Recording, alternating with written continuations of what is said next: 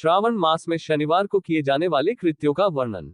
ईश्वर बोले, हे सनत कुमार, अब मैं आपसे शनिवार व्रत की विधि का वर्णन करूंगा, जिसका अनुष्ठान करने से मंदत्व नहीं होता है। श्रावण मास में शनिवार के दिन नरसिंह, शनि तथा अंजनी पुत्र हनुमान, इन तीनों देवताओं का पूजन करना चाहिए। दीवार पर अथवा स्तंभ पर नरसिंह की सुंदर प्रतिमा बनाकर हल्दीयुक्त चंदन से और नीले, लाल तथा पीले सुंदर पुष्पों से लक्ष्मी सहित जगतपति नरसिंह का भली भांति पूजन करके उन्हें खिचड़ी का नैवेद्य तथा कुंजन नामक शाक का भोग अर्पण करना चाहिए। उसी को स्वयं भी खाना चाहिए और ब्राह्मणों को भी खिलाना चाहिए। तिल का तेल तथा घृत स्नान भगवान नरसिंह को प्रिय है। शनिवार के दिन तिल सभी कार्यों के लिए प्रशस्त है। शनिवार के दिन तिल के तेल से ब्राह्मणों तथा सुवासिनी स्त्रियों को उपटन लगाना चाहिए तथा कुटुंब सहित स्वयं भी संपूर्ण शरीर में तेल लगाकर स्नान करना चाहिए तथा उड़द का भोजन ग्रहण करना चाहिए। इससे भगवान नरसिंह प्रसन्न होते हैं। इस प्रकार श्रावण मास में चारों शनिवारों में इस व्रत को करना चाहिए। जो ऐसा करता है उसके घर में स्थिर लक्ष्मी का वास रहता है और धन धान्य की समृद्धि होती है। पुत्रहीन व्यक्ति पुत्र वाला हो जाता है और इस लोक में सुख भोग कर अंत में वैकुंठ प्राप्त करता है। नरसिंह की कृपा से मनुष्य की चारों दिशाओं में व्याप्त रहने वाली उत्तम कीर्ति होती है।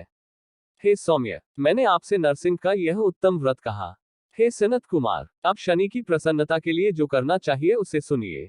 एक लंगड़े ब्राह्मण और उसके अभाव में किसी ब्राह्मण के शरीर में तिल का तेल लगाकर उसे उष्ण जल से स्नान कराना चाहिए और श्रद्धापूर्वक नरसिंह के लिए बताए गए अन्न अर्थात खिचड़ी उसे खिलानी चाहिए। उसके बाद तेल, लोहा, काला तिल, काला उड़द, काला कंबल प्रदान करना चाहिए। इसके बाद व्रती यह कहे कि मैंने ये सब शनि की प्रसन्नता के लिए किया है, शनिदेव मुझ पर प्रसन्न हो।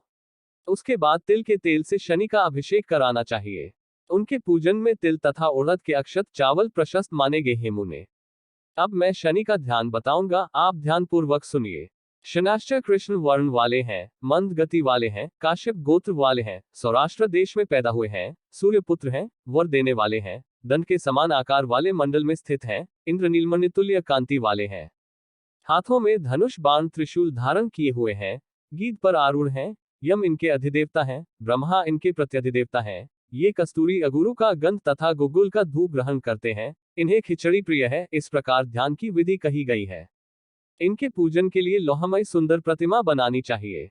हे द्विज श्रेष्ठ, इनके निमित्त की गई पूजा में कृष्ण अर्थात काली वस्तु का दान करना चाहिए।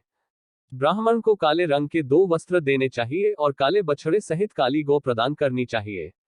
विधि पूर्वक पूजा करके इस प्रकार प्रार्थना तथा स्तुति करनी चाहिए।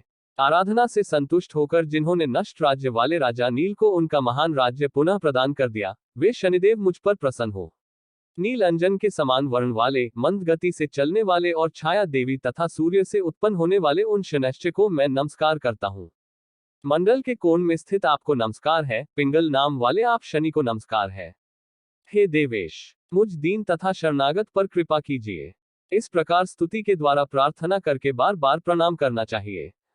3 वर्णों ब्राह्मण, क्षत्रिय, वैश्य के लिए शनि के पूजन में शन्नो देवी इस वैदिक मंत्र का प्रयोग बताया गया है और शूद्रों के लिए पूजन में नाम मंत्र का प्रयोग बताया गया है। जो व्यक्ति दक्षित होकर इस विधि से शनिदेव का पूजन करेगा उसे स्वप्न में भी शनि का भय नहीं होगा। हे विप्र, जो मनुष्य श्रावण मास में प्रत्येक शनिवार के दिन भक्तिपूर्वक इस विधि से इस व्रत को करेंगे, उन्हें शनैश्चर्य के द्वारा लेश मात्र भी कष्ट नहीं होगा। जन्म राशि से पहले, दूसरे, चौथे, 5वें, 7वें, 8वें, 9वें अथवा 12वें स्थान में स्थित शनि सदा कष्ट पहुंचाता है।